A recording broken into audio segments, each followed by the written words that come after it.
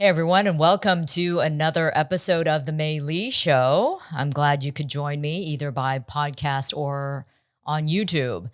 So it is October 20th, Tuesday, and we are exactly 2 weeks away from the election. Can you believe it? 2 weeks away. As the Grateful Dead said in one of their songs, what a long, strange trip it's been. And if you don't know who the Grateful Dead is, go Google them. Legendary band. Fans of the Grateful Dead. They're called Deadheads. I've been to many Dead shows. Love them. Rest in peace, Jerry Garcia. Okay. Yeah, so 2 weeks. It's been crazy. It continues to be crazy. Our world is crazy. This country is crazy. And voter turnout is insane. We're shattering records all over the country in terms of early voting. So that is, at least early on, it's showing that people are very engaged in this election. People want to cast their ballot and they want to do it sooner than later. So that's at least a good sign in terms of democracy. That's what democracy is about. We are allowed to vote. We have the right to vote. We have the freedom to vote, and you should vote. Cannot stress that enough.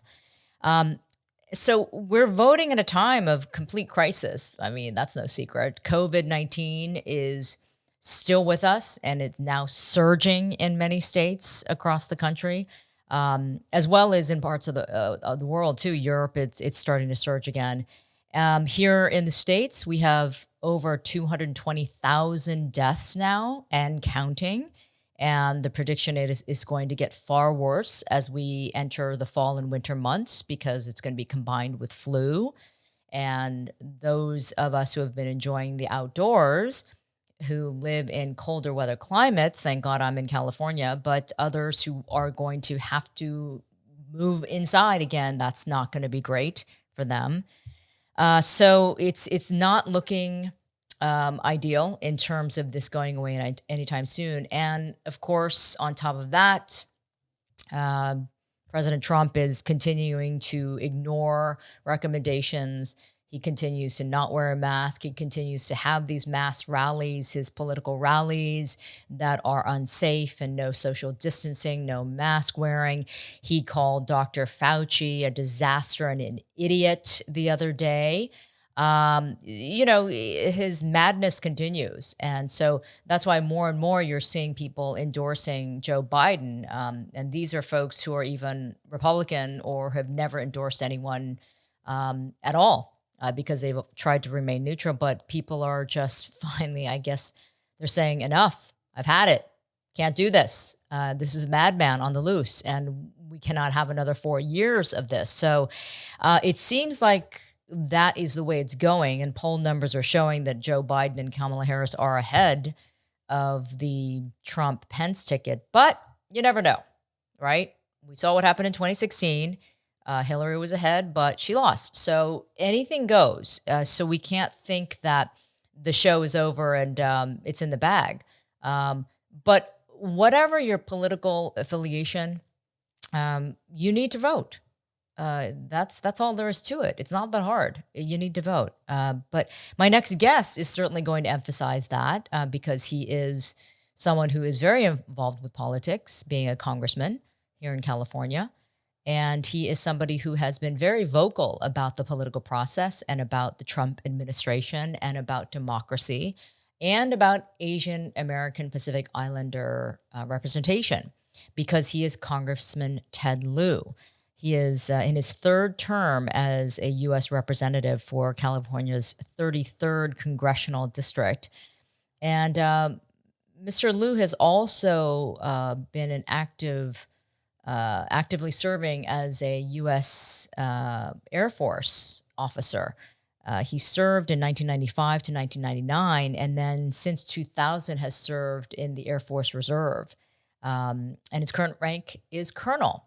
So he is a man who has served this country, continues to serve his country, and is very dedicated to the well-being of this democracy. I have met Congressman Lieu several times. I have had the pleasure of interviewing him in the past as well. And so I'm so, so happy to have him on the show. Congressman Lieu, thank you so much for coming on the show. It's so good to see you again. Thank you. Good to see you, Mei Lee, and honored to be on your show. Yeah, I was looking back at my notes, and believe it or not, the last time I had a formal interview with you was almost exactly 2 years ago, right before the midterm elections in 2018. I did a sit down interview in downtown LA with you. That's Um, right. and I don't know if you remember, but for all of us, obviously 2018 was an interesting midterm because the turnout was so high and the blue wave took over. And so we were sort of talking about the possibility at the time.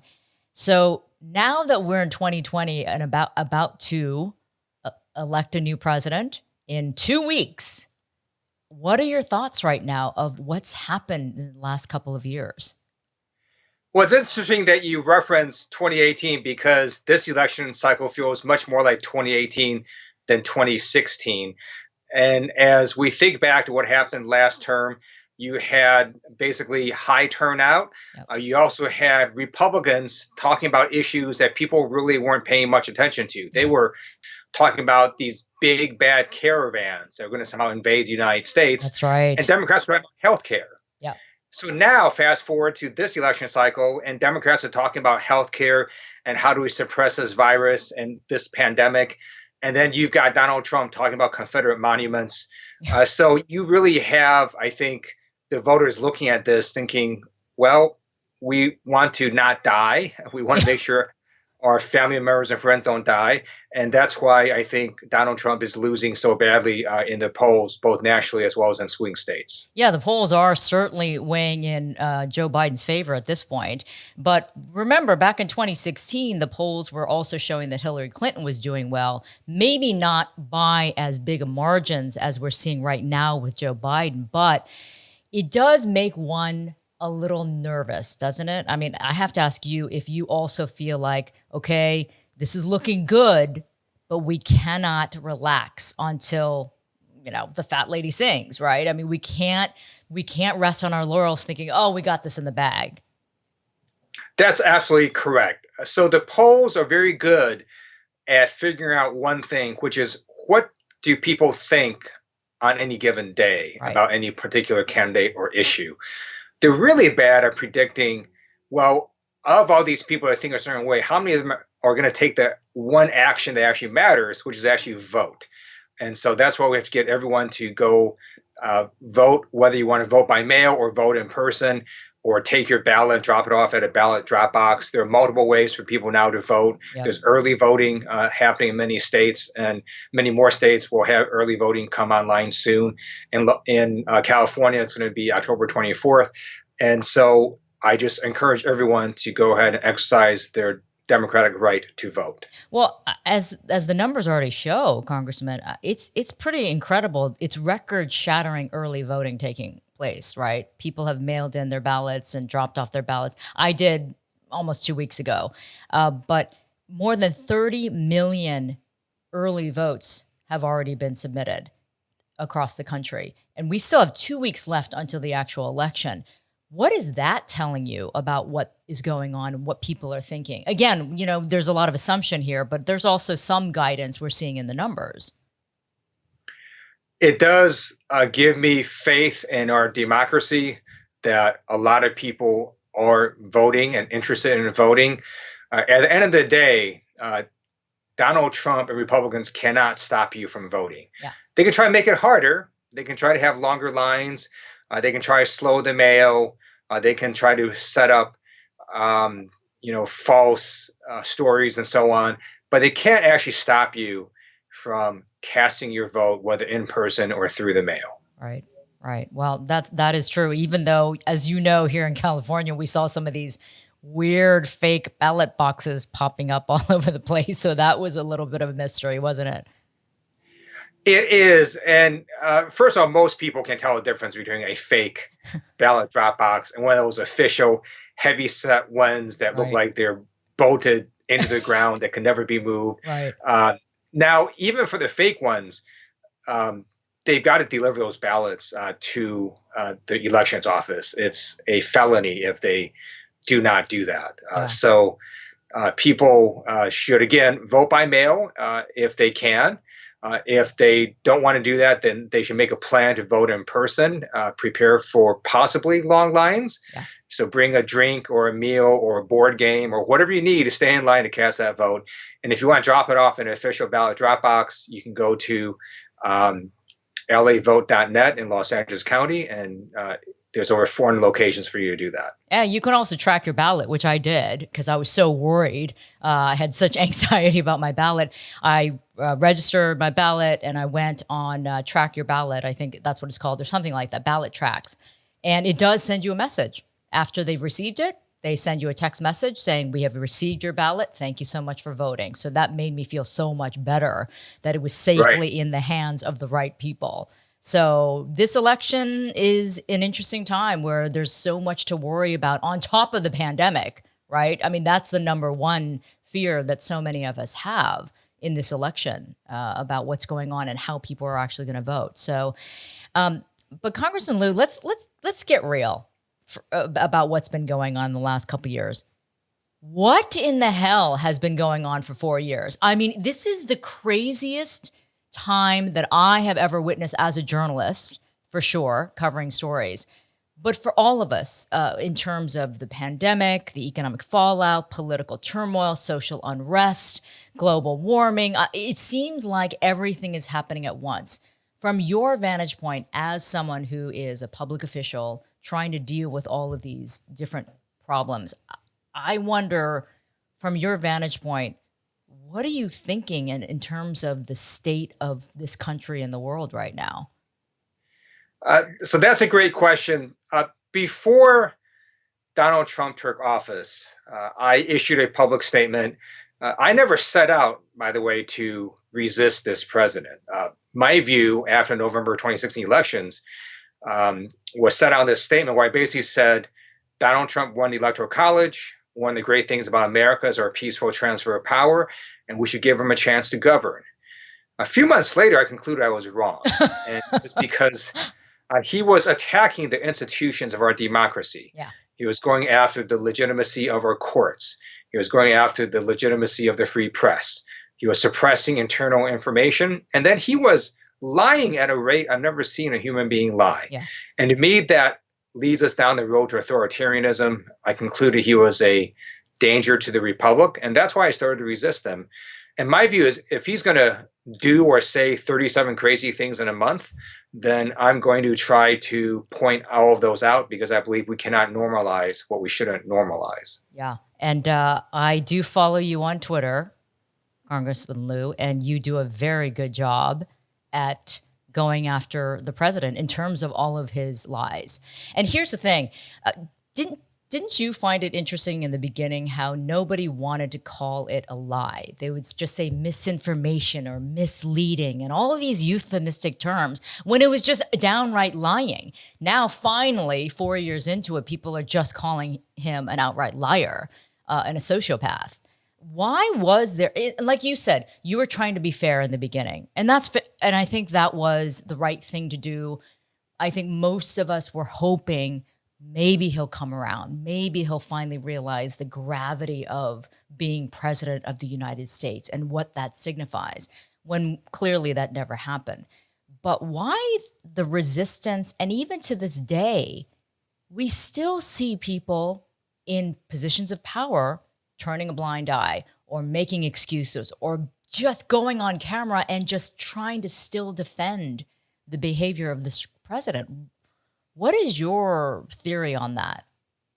That's a great point. I think for the media, for many in media, I think many of them just didn't want to believe that the president of the United States could, in fact, be acting this way or lying or intentionally lying. But then after a while, I think people just came to the conclusion that, yep, that's what he was doing. But it did take, I think, some people some time to get around that realization. By now, most American public, and we can see this in the polls, believe that he just lies a lot. Yeah. And his credibility is way down in the dumpster. It's another reason he's lagging far behind in both national polls as well as a number of swing state polls, because his credibility is simply shot. Right. People now just no longer believe him, especially on the coronavirus. Right. We see that the American public, for example, in a recent New York Times poll, 84% trust medical experts, about 26% trust Donald Trump. So Yeah. there's this wide disparity, and it's hurting the president. Well, it doesn't help that he calls Dr. Fauci a disaster and an idiot when he's the leading virologist and expert in the field. So, this certainly isn't helping in terms of the division that we already have in this country over an issue that shouldn't even be argued. This is a health pandemic, and somehow it has become divisive, as well as the mask becoming political. So again, when you are serving as a congressman, Mr. Lieu, and you talk to your Republican counterparts, uh, do they have an explanation for you can they talk to you with a straight face about the situation? Most of them don't actually want to talk about it. Okay. So there's that. Now, I have noticed that there are a number of Republicans who do have a spine and have shown courage. They all happen to be either Republicans that have left elected office or are not elected. Right. If you look at the current elected Republican senators and members of Congress, they all basically just bow down to Donald Trump. And when he says jump, they say how high. It really is quite nauseating and disappointing. No, it really is. And this is where I really question the civility and humanity of people. Is it so important for these, I hate to say, mostly white men, Republicans who are serving as senators and congresspeople, that their job is more important than morality and ethics? That they can look at themselves in the mirror and think, oh, it's okay, everything's good. Is that what it is? It's the hunger for staying in power? Because I grapple with this almost daily when I see how people are still resisting and, like you're saying, turning a blind eye and ignoring it. What is it? And I think my viewers and listeners, they're young. A lot of them are young and impressionable, and they wonder, is it power? Is that what it is? Is it their hunger to stay in their seat no matter what? I think you've captured that exactly for what it is. It's Republican senators and members of Congress who want to stay in power. They are very scared of losing either their primary or getting some nasty tweet from Donald Trump about them. Now, what's interesting is now that they perceive Donald Trump looks like he's about to lose, they are starting, some of them, to jump ship. So you have Republican Senator Ben Sasse of Nebraska making some extremely critical comments about the president, but he's only doing it now because he realizes Donald Trump is going to lose. Right. And so what that tells me is a lot of these Republican senators, and this is true, they never liked Donald Trump. They were just using him when it was politically convenient. Now it is politically inconvenient to be associated with Donald Trump, so a lot of them are bailing on him. Right. To me, it's just far too little, too late, and history, I believe, will judge them harshly. Oh, absolutely. And pardon my French, Congressman, but they're only doing to save their own asses at this point. So it's so transparent. Do they think we're stupid? Do they think we're thinking, oh, wow, they've seen the light and now they're good people? No, of course not. But I'm going to read you one of your tweets because, again, I love reading your tweets because you go after things, in a very direct way. You don't get nasty, but you just are speaking the truth. So speaking of some of the Republican senators, you say, "Dear real Donald Trump." And I love how you referred, whenever you send a tweet to Donald Trump, you always say, "Dear Donald Trump, GOP senators never liked you. They just used you when it was politically convenient to them. They made fun of you behind your back and trashed you in front of their donors. Now you're politically inconvenient to them and you're going to learn the truth." So you clearly were putting it out there saying this is a fact and this is what's happening. It absolutely is a fact. And this was actually something that occurred early on, even among Republican members of Congress. There was an interesting blog posting by a conservative commentator, Eric Erickson, And you talk about a story where he met a Republican member of Congress while they were at a grocery store. They happened to be in the same aisle, and they struck up a conversation. And this Republican member of Congress would go on Fox News and defend Donald Trump, praise Donald Trump, and whatever Donald Trump did was great. And then in this conversation, this Republican member of Congress just went off about Trump and used words even I would not use. And I remember reading that blog post and thinking two things. I was both hopeful and also horrified at the same time. Yeah. I was hopeful because until that time, I thought, was there really two realities? Were Republicans looking at the same set of facts I was and just coming to very different conclusions? And I concluded that no, there's just one reality, and they realize what that is. They're just choosing to lie to the American people about it. And then I was horrified because, in fact, they were simply being total hypocrites and Right. lying to the American people about what was actually happening. Right, right. It is the hypocrisy that is so blatant now. They can't even hide it, right? It's so blatant, and yet they continue to do it. So again, Congressman Lieu, we're 2 weeks away from the election. So much at stake. What what do you fear at this point, if anything? Because there's so many things that could still happen. Of course, we're trying to do the math. We're trying to look at the electoral college. We're trying to see, who's going to get to the magic number first. But there's so many things that could still go wrong. And one of the biggest being that Donald Trump could, of course, claim that, this is all rigged and, he's going to not leave office quietly. And, the mere fact that in the United States of America, we're talking about the possibility of not a peaceful transfer of power, that's astounding to me. It is very disappointing when the President of the United States does not commit to a peaceful transfer of power. Yeah. Now, the good news is it's actually not his decision to make. It's the voters. And the president doesn't count the votes. He can't force states to do any particular thing. It's really these 50 states that are going to hold their elections, and they're going to report a result. With the amount of people voting now, I believe if either candidate wins by a comfortable margin, I think everything would be fine. I think the problem is if it's a very, very close race that, let's say, depends on one state, and that state, for whatever reason, has allegations of improprieties or it doesn't certify, then you could have some problems. Hopefully that won't happen. With the amount of people voting, I think that does show that we are still a robust, vibrant democracy.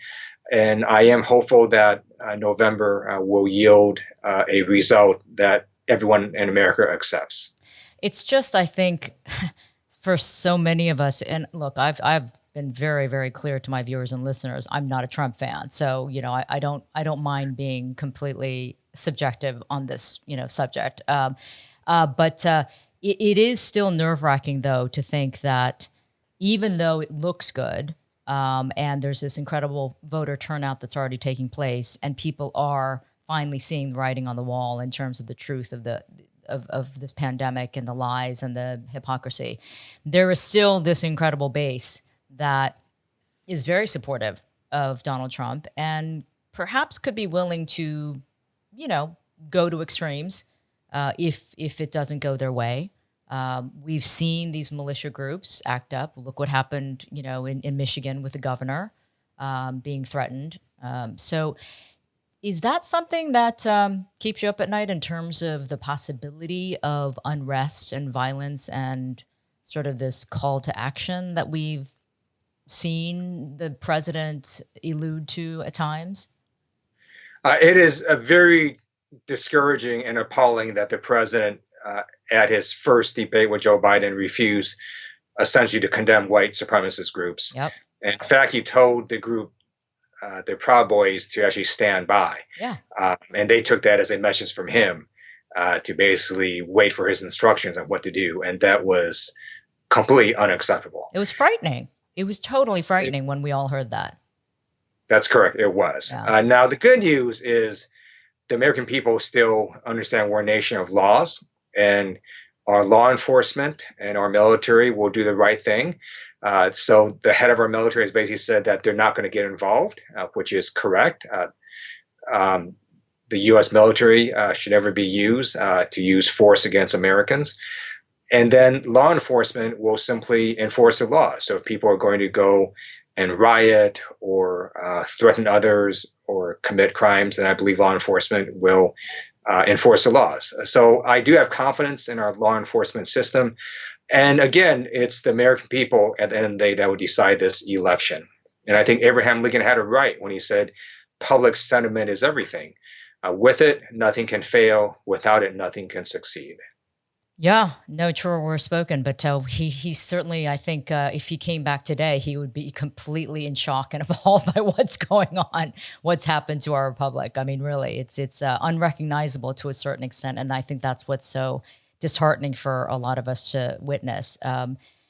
Let me switch to the topic that so many of my viewers and listeners care about. And I've done several shows on this, and we continue to talk about this issue, which is racism in America.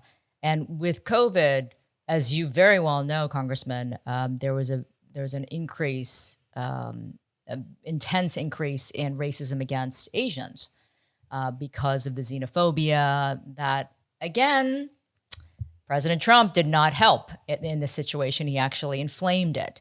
And we are continuing to see racist acts against Asians across the country almost on a daily basis. Elderly being beaten up and attacked and assaulted, children, just all over the place. So I just wonder what your thoughts have been on this issue and how Asian Americans, the AAPI community, has been targeted on a very regular basis during this time. That's a great question. When you look at our nation's history, what you see happen is sometimes when our population feels under threat, they will go ahead and put out scapegoats. Yeah. So we had the whole yellow peril hysteria earlier in our country's history. We had the Chinese Exclusion Act. We ended up interning over 100,000 Americans who happened to be of Japanese descent. There was the murder of Vincent Chin by people who thought he was taking jobs away. We had the imprisonment of Wen-Ho Lee. And so now we see this, where you've got some people that believe that somehow Asians are spreading this virus. And first of all, that's factually false. The virus doesn't actually care about your race or your party ideology or where you live. It just infects people if your respiratory droplet gets on them. So we've seen a rise in hate incidents and hate crimes against Asian Americans since the start of this pandemic. The Asian Pacific Policy and Planning Council has been tracking this, and it's well over 2,500 incidents now, including a family in Texas that was stabbed because the perpetrator thought they were spreading the virus, and that family happened to be Asian American. And as you said, unfortunately, the President of the United States is inflaming these hate incidents and hate crimes with divisive and racist rhetoric. Phrases such as Kung Flu just continues to hurt the Asian American community. It's going to affect children in school when they are ridiculed or mocked because of what the president has said. Earlier this year, I wrote an op-ed in the Washington Post calling on the president to stop using racist and xenophobic terms in describing this virus. For a period of time, he actually did stop. And now that he feels threatened again with his bad polling, he's going back and doubling down on his racist rhetoric. Yep. Now, the good news is that we do know Asian Americans are the fastest rising ethnic group in America, according to U.S. Census last decade. Last year, a Pew Research report showed that there are more Asians now emigrating than from any other region in the world. Yep. And we see that this is diversifying America, and that's a good thing. You would think it's a good thing because we are contributing to the country, which is why so many Asians want to come to America for that better opportunity. I mean, Ted, you're an immigrant, to America, your family. My parents immigrated to America, and the whole purpose of doing that was to find that better life, right? To live the American dream. which I think we both have been able to say that our families have been successful that way. But for us to be demonized and villainized, especially by the president of the United States, it is disheartening for our community, isn't it? To be seen this way. It's as this. I always say we're the model minority until it's inconvenient, and then we're not. And right now, we're not. Right. Now, people can fight back. If this Yes. upsets you, then make sure you vote this election cycle. Yes. Volunteer on campaigns. You can donate money. You can speak out. Social media is free. If you write a post that resonates with someone, it might affect people in Ohio or Florida or Michigan. And if you look at the electoral map, it turns out that Asian Americans are actually fairly well represented in a number of swing states. So in Nevada, 11% of the electorate is Asian American. Yep. In Texas, it's 5.5%. And even in a state like Georgia, it's 4.7%. These are significant enough margins to be the margin of victory. And so what we've seen now is with the growth of Asian Pacific Americans, the community has now moved from being marginalized to now the margin of victory in a number of these states. And so if Donald Trump wants to keep doubling down on his racism, I do believe the Asian American community is going to take notice of that and vote accordingly. Have you noticed, Congressman Lieu, a change in the Asian attitude about elections and about the significance, particularly this year? Because historically, and that's changing. In 2018, it really changed because Asians really did come out in record numbers. But historically, the Asian vote has been amongst the lowest in terms of voter turnout. And historically, Asians were more conservative, but that's definitely has changed. But what are you hearing? Because I said this 2 years ago when I interviewed you. I feel like there's tremendous pressure on you because you are one of still very few elected officials um, uh, who of Asian heritage, and you are certainly one of the more vocal ones.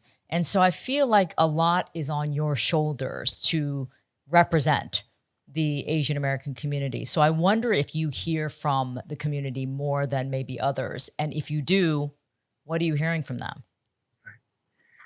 So you're absolutely right about the trends. 20, 30 years ago, if you look at the Asian American community, it was roughly split a third independent, a third Republican, a third Democrat. What we've seen in the last few years is a shift much more towards Democrats. And so Asian Americans, in fact, in the last re-election of President Obama, voted for him at a higher rate than even Latinos did. And we see that continuing with Donald Trump. His xenophobic policies, as well as his racist rhetoric, has turned off a lot of Asian Americans. And we also see a lot more younger Asian Americans get engaged. Social media has had a good effect on that. The internet has. In the past, let's say you want to get information about, what does the U.S. Senator think on a variety of different issues? It'd be sort of hard. You have Yeah. to, read newspapers or go to a library and read up stuff. Now you just go on their website and you can Yeah. see everything they think about, or you could just Google their name and look at articles about them. And the amount of information that everyone has access to, including young people, now gives them an ability to be much more involved in politics. And in 2018, there was a surge in voting in young people, and that did help flip the House. If that happens this election cycle, then I believe Democrats will have a sweep in November. We'll flip the White House, flip the Senate, and expand the majority in the House. Yeah, that is what people are possibly predicting and hoping for. But you just mentioned the young people on social media and how much power they have, or at least what they can do, and it was proven, right? Remember, Congressman, with the BTS followers who immediately started being very active with Black Lives Matter when BTS said, we're going to donate $1 million, and immediately those guys just like set off a storm of fundraising. And then with TikTok users, they faked people out with the Tulsa rally for Donald Trump and said they were taking all these tickets, and then no one showed up. So the young people really do. They're very savvy, and they have to understand that they have this phenomenal power to incite change if they really put their minds to it and their effort. I'm hoping that that is what's happening in this election cycle as well. If young people simply vote and get another young friend to vote, that would have an unbelievable effect on our elections. Yeah. It's not that hard. Voting does take some time, but definitely less time than many other activities, and happens, once every 2 or 4 years. So please just go out and vote, and you can help shape the future of our country. Let me ask you this though. Some of my listeners and viewers say this. Yeah, I don't really care about this election because it's two old white guys who will have no understanding of where I'm coming from, and neither campaign has really tried to reach out to my community. I've heard that, even from those who say, I have not been contacted by the Biden campaign or in any way. So there is this. Unfortunately, I'm still hearing like, wow, there's a disconnect of understanding of the importance of the Asian American community when it comes to elections and voting and outreach. Right. What do you say to that? And do you think that that's something that, the Biden-Harris campaign, for example, needs to become more aware of? I mean, what are your thoughts on that? Sure. So I have two things to say about that. The first is, I'm just going to say that you have to be in an awfully privileged position and awfully selfish to somehow say, if you're not reached out to, then therefore you're not going to do the right thing.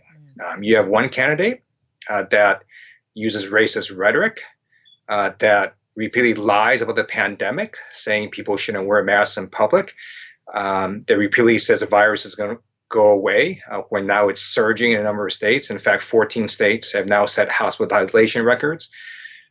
One candidate is responsible for the fact that America is leading the world in coronavirus deaths and cases, and that can affect your family or your friends or your acquaintances. And if you are so selfish that you feel like you actually need to be reached out to before you're going to go vote or do something, well, then go have a good life. Yeah. Second thing is, in fact, the Biden-Harris campaign is also reaching out to the Asian American community. They have made a record media buy and investment in outreach to Asian American media. I was on a Zoom call with them a couple weeks ago about that very fact. Yep. Kamala Harris is also going to be the first Asian American vice president if she is elected. She is also African American as well. And we see with Joe Biden, compassion, decency, truth telling. If that doesn't move you, then there's not much more that I can say. I can't think of a more stark difference in two people, just as human beings. Let's put politics aside. I mean, this is what I also say. Just put politics aside for a second. We're in a situation where, to quote Joe Biden, we're fighting for the soul of the nation, right? But what I take that as is we have lost civility and decency, humanity, compassion, empathy. It's gone. Well, I shouldn't say gone, but a lot of it has really disintegrated due to this leadership or lack thereof. So if we're just talking about trying to get back to a place where we have some sense of civility, I just feel like the choice is so clear, just on that alone, just on that point alone. Absolutely. Joe Biden will bring back decency to the White House and not debase it every time he makes a public appearance.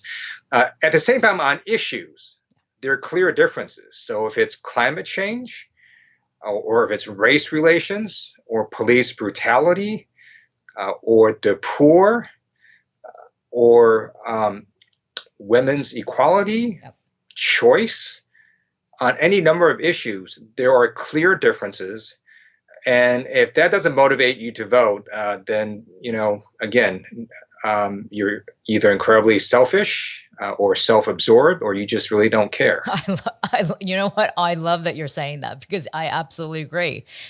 Voting, I say, this is your right. This is a privilege. Go somewhere else in the world where you see people would die to cast a vote for leadership for their own chosen leader. But here we are, and you take it for granted. It's astounding to me. But hopefully, this time around, they see that we have gone down the tubes here in America and the world stage. That America is no longer this shining city on the hill. That's what Reagan said, wasn't it? That is what he said. Yeah, Yeah. yeah. I think we've lost our luster just a bit. Interesting. I got a newsletter from the Biden campaign this morning about Asiam. Let's see, what is it? Yeah, Asiam News endorses the Biden-Harris campaign. It's the first time they've given any kind of endorsement to anyone. And I just, this part was really, I thought, very, very well done. Does it matter that you're treated with respect and have a president that doesn't foment hate against your community? Does it matter that you stay healthy, that you have a president that sets the right example? Does it matter you have a president that knows the best way to reopen this country? Does it matter that we have a president smart enough to listen to science? Does it matter we have a president that doesn't have an overblown ego that impairs his common sense and judgment? So they were putting it out there pretty straightforwardly as well.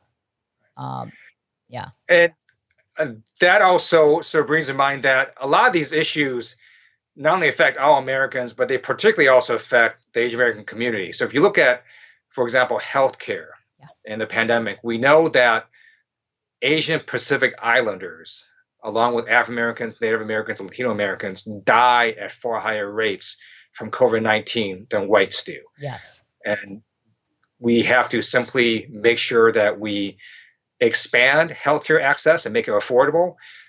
Right now, Donald Trump and his administration are actually suing to eliminate the Affordable Care Act in the middle of a pandemic. And so these issues can severely affect not just our country as a whole, but specific communities within our country, such as the Asian American community. And Congressman Lieu, I'm really glad you made that point about Asian Americans being affected more because of COVID than whites, because that is not often mentioned. When the media separates out the ethnic differences with COVID, it's usually they just mention the Black community and Latino, but they don't often mention Asian. But that is true. Report after report shows that the Asian American community is hit harder as well compared to the white community. So I'm glad you brought that point up because I don't think a lot of people understand that. That is a very valid point, and it goes also to a larger point, which I have repeatedly told various media organizations. Often, when they do stories or polls. Yeah. I think it's fine if they don't break out a poll by ethnicity, but they're going to break the poll out by ethnicity into African Americans and Latinos, then they really ought to also have a category for Asian Americans. Yes. Otherwise, it's excluding the Asian American community.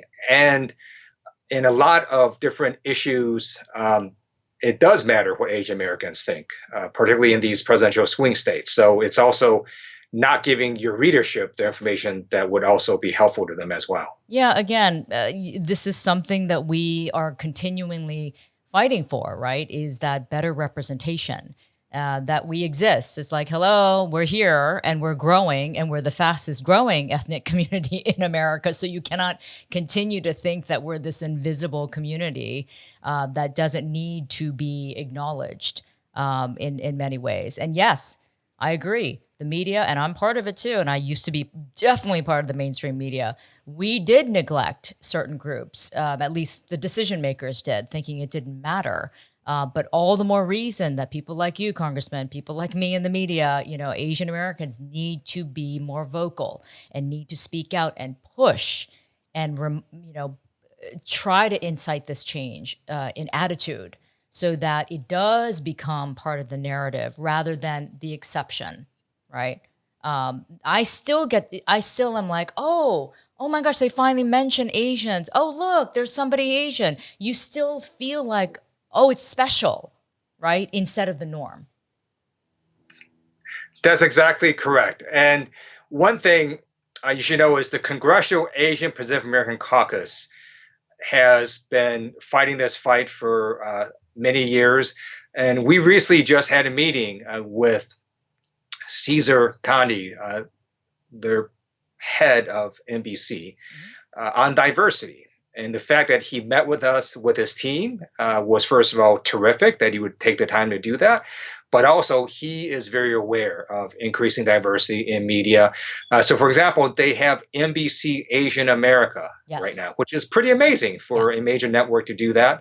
I hope CBS and ABC would do that as well and follow suit. But the fact that NBC went ahead and did that, I think, is a recognition of the growing numbers of Asian Americans in America. Yeah. Yeah. And I think that the mainstream is starting to realize that the AAPI community is no longer just going to sit idly by and remain silent, that we are coming together as a group in solidarity to lift up our voices and be heard. And you're starting to see that. And what gives me hope is that the younger generation is becoming much more active and much more vocal about things, including politics, and hopefully supporting campaigns like yours so that you can stay in office forever and ever.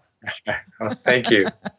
Final question, Congressman Lieu. I feel like our country has sustained so much damage on all levels, on so many different levels. Again, in the beginning of the interview, I said, we have a health pandemic, we have social unrest, political unrest, and environmental, on the edge of environmental catastrophe. Just so many things where we're all hurting so badly. And it's been really, really pretty badly damaged. How do we heal from all of this? Again, we got to get through this election and see what happens. But what do you think it's going to take? Because when I look at everything and I look at the carnage, I'm like, man, this is going to be a monumental effort and it's going to take a long time. That's a great question. I think it does depend what happens in November. If Donald Trump does not get reelected, I think most people in America, most of the world would think, that was sort of an aberration. He sort of won with the help of the Russians. Everything came together for him. He ran against a particularly unpopular Democratic candidate at the time. But if Donald Trump gets reelected, I'm not sure our country recovers. I think the damage to democratic institutions might become permanent. I think the world will start looking for other countries for leadership.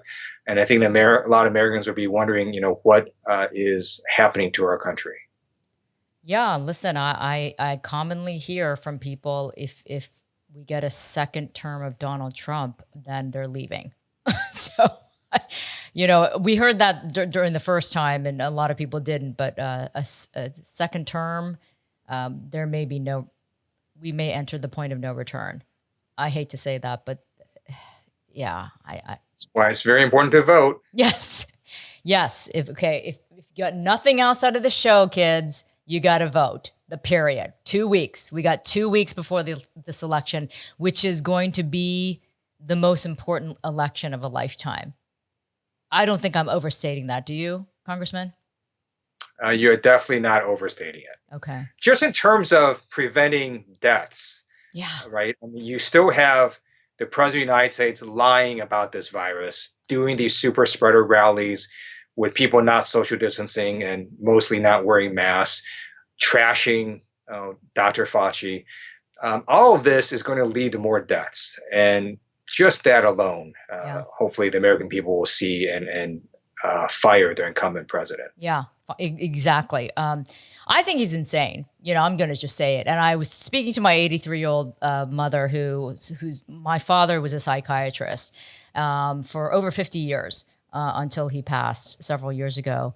But I said to my mom, if Dad were still alive, Dad would absolutely diagnose Trump as insane. Without a doubt. And she just went, yeah, he would. I mean, she agreed. So, but it has gotten to the point where, look, for lack of a better word, there's a madman leading this country. And if you can literally sit there and say, look at the last 4 years and say, oh yeah, I'll take 4 more years of this. We're good.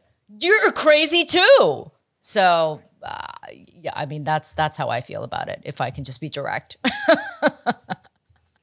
I don't necessarily disagree with you. Okay, I didn't. I think for Donald Trump, to him, the truth doesn't matter. No.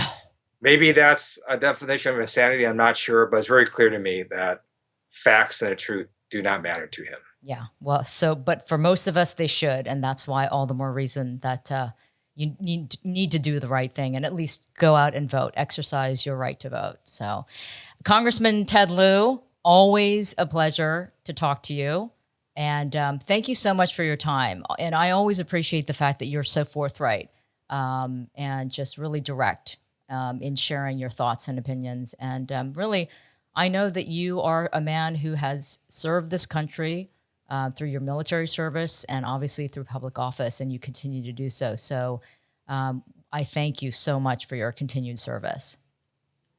Thank you. And it was an honor to be on your show. All right. You take care, and we'll see you again soon.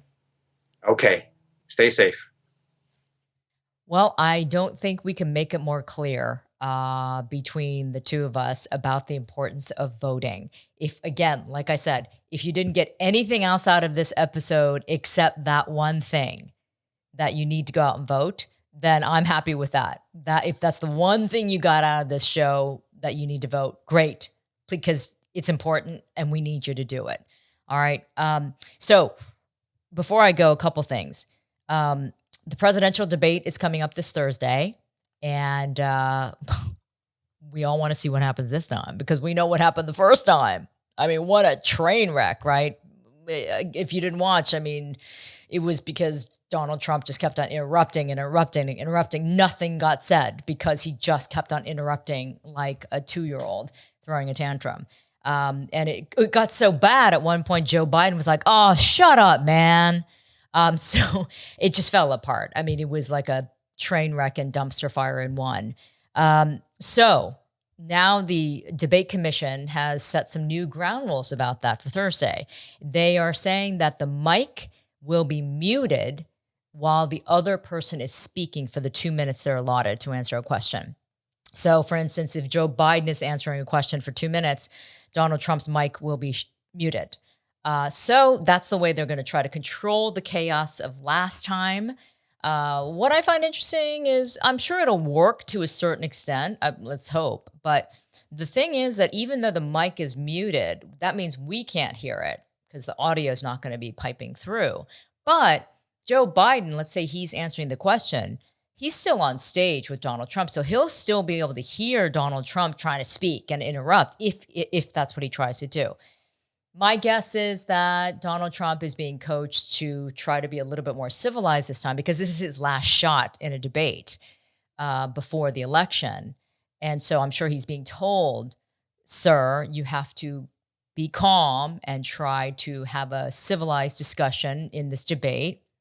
I'm sure that Donald Trump's not going to listen to that. He can't help himself. He can't help it when he gets in front of an audience or knows that he's going to have the eyes of millions of people on him. He can't help but go off. It's just in his nature. So I'm looking forward to watching this debate because I think, if nothing else, it's going to be very entertaining again. But let's see. Who knows? Maybe he'll surprise us all. Doubt it, but who knows? But let me just remind you of two things.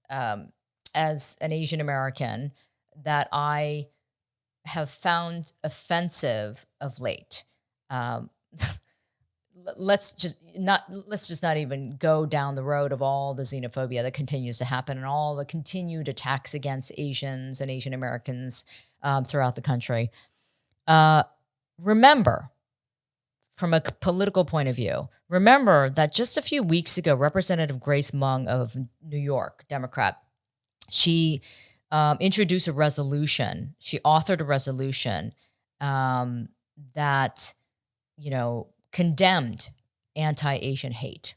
It was simple. All it was saying was that, that any kind of anti-Asian speak or hate or action we condemn it. Okay? So it was nothing complicated. It passed with overwhelming Democratic support. However, 164 Republicans in Congress, they rejected it. They voted against it. Some of them saying it was silly or ridiculous or unnecessary. They voted against an anti-Asian, resolution that was condemning that kind of hatred. Why? Okay. Well, We have to remember that. All right. We have to remember that that's the mentality.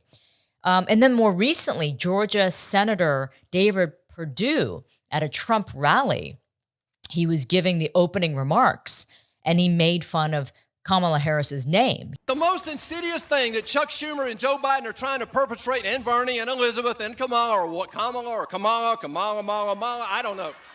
Whatever. I don't know if you guys saw that clip. So completely overtly just racist, right? He thought he was being funny. He thought he was being cute. No, he's being racist. Well, the good news is that people caught on to that and were furious. And so people started this hashtag, my name is, explaining the history of their own name to show solidarity. And then Democratic rival John Ossoff, who is going, running against Senator Perdue right now, his campaign raised almost $2 million that day after Perdue had said those comments, because of the intense reaction, negative reaction to his comments. So listen, this gives me hope that people are sick of this shit. They're sick of it. They're sick of this racism. They're sick of the division and the hatred. They're sick of the incivility. And they just want change. There's just so much we can all take of this kind of negativity and this stripping away of decency. There's just so much you can take. And finally, you have to say enough. And hopefully this election is going to prove that. So just get out there and vote, because it matters and it does affect each and every one of us. Don't think that, it's not going to affect you and you can just sit back. And like Ted Lieu said, if you want to do that, then you're being very selfish. And you don't really care about anyone else but yourself. If that's how you want to live your life, well, we have no control over that, but that's no way to live. So please keep all those things in mind. And finally, I don't know if you guys saw a recent video that I put out on social media and YouTube about the fact that the May Lee Show has started a Patreon campaign to just help support the show. So if you go to patreon.com, you'll see the 3 different tiers of membership and support. We have a $5 membership, which then you become a warrior. A $10 membership, you're a dedicated warrior. And a $20 membership, you are a badass warrior. And if you go on the page, you'll see the different tiers and the sort of exclusive benefits of each tier. But we're giving this a go because we would love to get some support. And we do this show because we care about the issues, we care about connecting with the community, and we care about being a platform and a voice for the AAPI community and beyond. But if we want to sustain it, we just need a little help, just like so many of us bootstrapping, our projects do. So no pressure, but just go check it out. And if you want to join the Warriors Club, please do. Otherwise, of course, become a subscriber on YouTube to The May Lee Show. Follow us on Instagram and Twitter and Facebook. And always want to hear from you. So thanks for watching again. We're 2 weeks away from changing history. So let's do it. Okay. All right. Until then, stay safe and stay healthy. I'll see you next time.